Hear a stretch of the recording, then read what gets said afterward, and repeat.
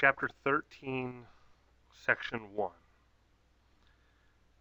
The Civil War was now over. The North had won. The Old South, as was known by everybody before, was destroyed. There was nothing to go back to. You're talking thousands of Confederates were jobless. You've also got somewhere around 4 million slaves that have now found themselves to be free. Now, as great as it was to be free, there is an issue.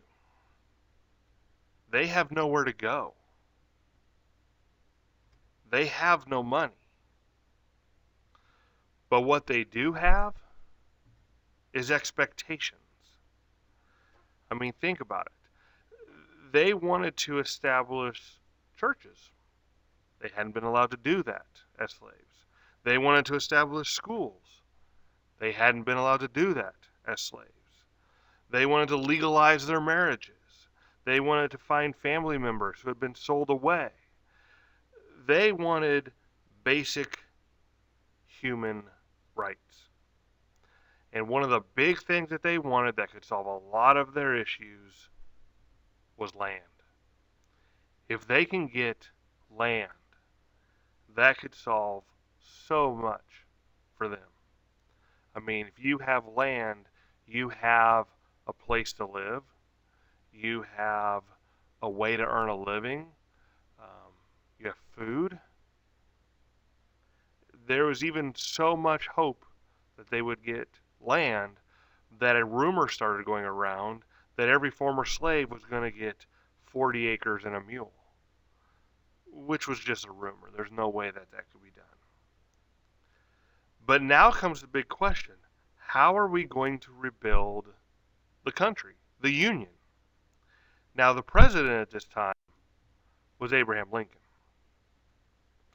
Abraham Lincoln, he wants a quick fix. He's like, why dwell on this? Why sit here and just let this tear us apart for even longer?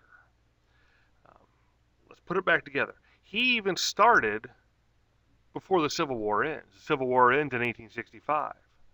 But in 1863, Lincoln issues what was called the Proclamation of Amnesty and Reconstruction.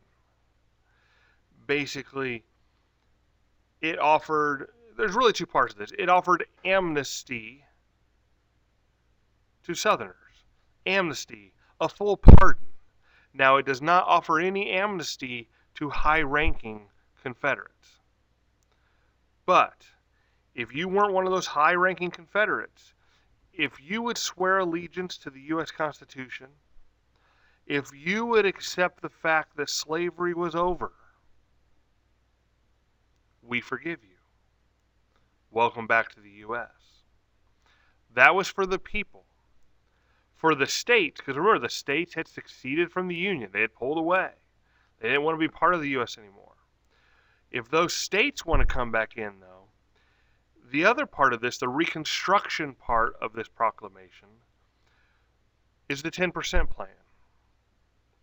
If 10% of the people who voted in 1860 pledge their loyalty to the U.S., your state can come back in.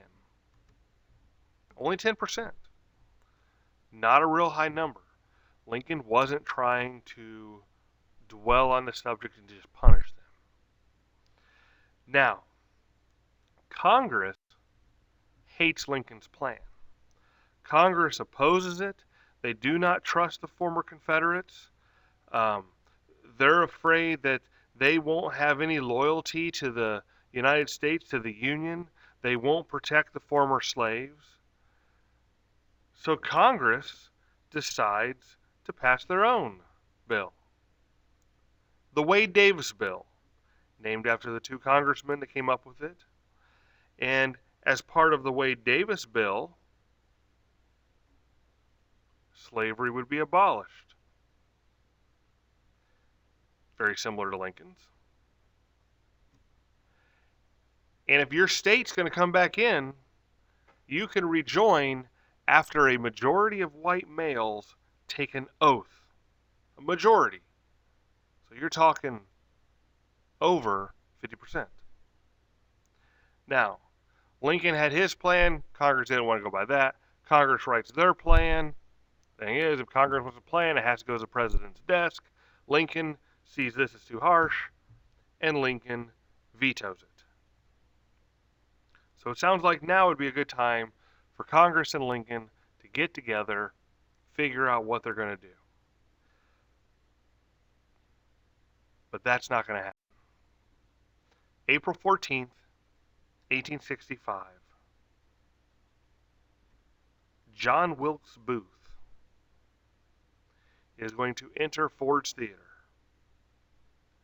and assassinate President Lincoln. Lincoln does not die instantly. They take his body across the street to an apartment that was across the street, but by the next morning he has died. And the nation was in mourning. There's Lincoln's funeral train, which traveled from Washington back to Illinois, where he is buried in Springfield. People would have black cloths draped outside of their homes along the funeral train's path in mourning. Now, some people in the South were happy that Lincoln was gone. But what they don't realize is Lincoln's death is going to be the hardest on the South because Lincoln was compassionate. He wasn't out to just punish them. So, taking over for Lincoln is his vice president, Andrew Johnson. Now, Andrew Johnson's nothing like Lincoln. Andrew Johnson is a Democrat. Lincoln was a Republican. Andrew Johnson is a former slaveholder. Andrew Johnson is from the South, former senator from Tennessee. Now, one of the reasons Lincoln had chosen Johnson to be his vice president is because he needed votes to win. Johnson is going to get maybe some Democrat votes, maybe some Southern votes. But Johnson is not suited for the big job of Reconstruction. He's prejudiced against African Americans, and Johnson was somebody who did not compromise. You did it Johnson's way, or it wasn't done. Now, let's look at Johnson's plan. Johnson wants a complete rebel pardon, except Confederate States of America office holders or the very richest planters. They don't get a pardon. You know, they planned and funded this war, so they don't get a pardon. But everybody else don't have to do anything. They just get pardoned. For the states to come back in, Johnson's plan, you need to nullify or cancel your act of secession, which isn't going to be real hard. You want to come back in anyway. You also must abolish slavery. Well, that's not even an issue. Whether they like it or not, that's in everybody's plan. Slavery was over. And you have to refuse to pay the Confederate States of America's debts. Now, that one's a little different. But those people that funded this war, they're not getting their money back. Johnson had found a way to punish them. Now, the Confederates like his plan. I mean, this puts them in charge of Reconstruction. Nothing in there says they have to make sure African Americans can vote. And actually, the Southerners complained. They didn't like all the Union, the federal troops that were still in the South after the war. You know, it made them nervous. They didn't like that. They complained to Johnson, especially since some of those troops were African American. So Johnson pulled the troops out of the South. Johnson doesn't even follow his own plan.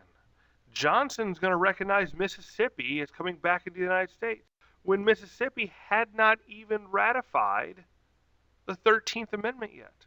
The 13th Amendment is the amendment that abolishes slavery. But Johnson let them come on back in. Well, now, with no pressure on the South, you're going to see things like black codes being created. They weren't slaves anymore, but we'll create black codes to make sure that they do not get political, social, or economic equality. Very similar to the old slave codes. Some of them actually just crossed off the word slave and wrote black. You can't travel without a permit. You can't have a gun. You can't go to the same school as whites. You can't serve on a jury. Some of them tied former slaves right back to the land. There's no getting that 40 acres and a mule anymore. Some of them had to sign a long-term labor contract, and if you didn't, they put your labor up for auction. Last time I checked, where your labor was is where you were. Sounds a lot like slavery. You have white judges that would decide if African American parents can support their kids. And if they couldn't, they would send them down the road to a white farmer to raise. Life under the black codes was not much different than slavery. African Americans denounced the black codes, but they had no political power. They had to accept the black codes in order to survive. The North was looking down at the South, and they said, wow, those black codes look a lot like slavery.